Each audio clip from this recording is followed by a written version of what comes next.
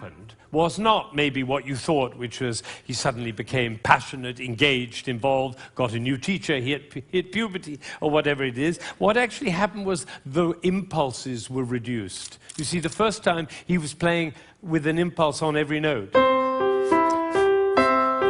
And the second, with an impulse every other note.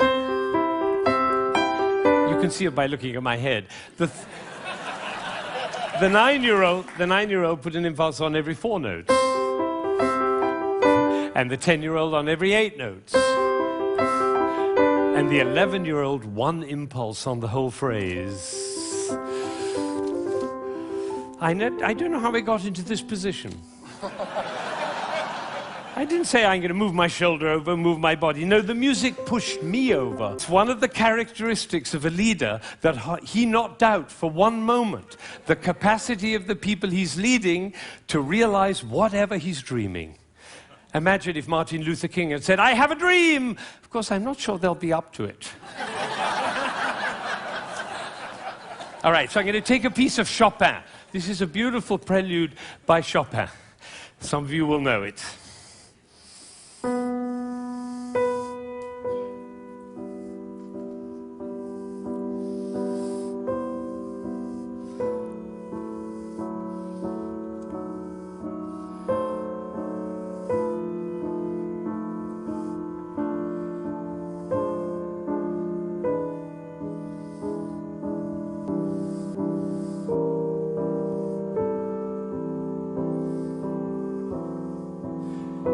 I think probably happened in this room. When I started, you thought, how beautiful that sounds.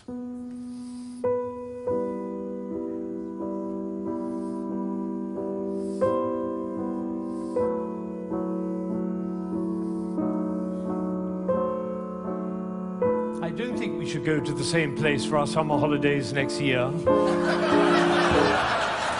It's funny, isn't it? It's funny how those thoughts kind of waft into your head when we're listening to classical music. And of course, if the piece is long and you've had a long day, you might actually drift off. And then your companion will dig you in the ribs and say, "Wake up, it's culture!" And then you feel even worse. But has it ever occurred to you that the reason you feel sleepy in classical music is not because of you, but because of us? Did anybody think while I was playing, why is he using so many impulses? If I'd done this with my head, you certainly would have thought it.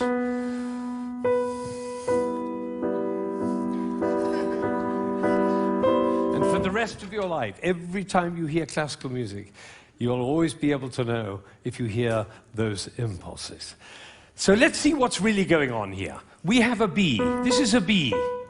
The next note is a C. And the job of the C is to make the B sad. And it does, doesn't it? Composers know that. If they want sad music, they just play those 2 notes. But basically, it's just a B with 4 sads. Now it goes down to A. And now to G. And then to F. So we have B, A, G, F. And if we have B, A, G, F, what do we expect next? Oh, that might have been a fluke. Let's try it again. Ooh, the TED choir. And you notice nobody is tone deaf. Is that right? Nobody's, every village in Bangladesh and every hamlet in China, everybody knows. Da, da, da, da, da. Everybody knows who's expecting that E. Now, Chopin didn't want to reach the E there because what will have happened? It'll be over, like Hamlet. Do you remember Hamlet, Act 1, Scene 3? He finds out that his uncle killed his father. You remember he keeps on going up to his uncle and almost killing him. And then he backs away, and then he goes up to him again and almost kills him. And the critics, all of whom sitting in the back row there, they have to have an opinion. So they say, Hamlet is a procrastinator. Or they say, Hamlet has an Oedipus complex. No, otherwise the play would be over, stupid. That's why Shakespeare puts all that stuff in Hamlet, Ophelia going mad and the play within the play and Yorick's skull and the gravediggers. That's in order to delay until Act 5 he can kill him. It's the same with the Chopin. He's just about to reach the E and he says, oops, better go back up and do it again. So he does it again. Now he gets excited. That's excitement. You don't have to worry about it. Now he gets to F sharp, and finally he goes down to E. But it's the wrong chord. Because the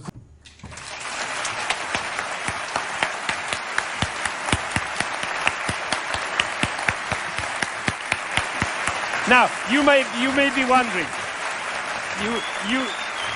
You may be wondering. You may be wondering why I'm clapping. Well, I did this at a school in Boston with about 70 seventh graders, 12-year-olds. And I did exactly what I did with you, and I told them and explained them the whole thing. And at the end, they went crazy, clapping. They were clapping. I was clapping. They were clapping. Finally, I said, "Why am I clapping?" And one of these little kids said, "Because we were listening." Think of it, 1,600 people, busy people, involved in all sorts of different things, listening, understanding, and being moved by a piece by Chopin. Now that is something. Now, am I sure that every single person followed that, understood it, was moved by it? Of course I can't be sure, but I tell you what happened to me. I was in Ireland during the Troubles 10 years ago, and I was working with some Catholic and Protestant kids on conflict resolution, and I did this with them. Risky thing to do, because they were street kids. And one of them came to me the next morning, and he said, "You know, I've never listened to classical music in my life, but when you played that shopping piece," he said, "my brother was shot last year, and I didn't cry for him. But last night, when you played that piece, he was the one I was thinking about. And I felt the tears streaming down my face, and you know, it felt really good to cry for my brother." So I made up my mind at that moment that classical music is for everybody. Everybody. Now, how would you walk? Because you know my profession, the music profession, doesn't see it that way. They say 3% of the population likes classical music. If only we could move it to 4%, our problems would be over. I say, how would you walk? How would you talk? How would you be if you thought 3% of the population likes classical music? If only we could move it to 4%. How would you walk? How would you talk? How would you be if you thought everybody loves classical music? They just haven't found out about it yet. See, these are totally different worlds. Now, I had an amazing experience. I was 45 years old. I'd been conducting for 20 years, and I suddenly had a realization. The conductor of an orchestra doesn't make a sound. My picture appears on the front of the CD. But the conductor doesn't make a sound. He depends for his power on his ability to make other people powerful. And that changed everything for me. It was totally life-changing. People in my orchestra came up to me and said, "Ben, what happened?" That's what happened. I realized my job was to awaken possibility in other people. And of course, I wanted to know whether I was doing that. And you know how you find out? You look at their eyes. If their eyes are shining, you know you're doing it. You could light up a village with this guy's eyes. Right, so if the eyes are... Unfortunately, it was the last thing she ever said to him, because she never saw him again. He did not survive. And so when she came out of Auschwitz, she made a vow. She told me this. She said, "I walked out of Auschwitz into life, and I made a vow. And the vow was, I will never say anything that couldn't stand as the last thing I ever say." Now, can we do that? No, and we'll make ourselves wrong and others wrong. But it is a possibility to live into. Thank you.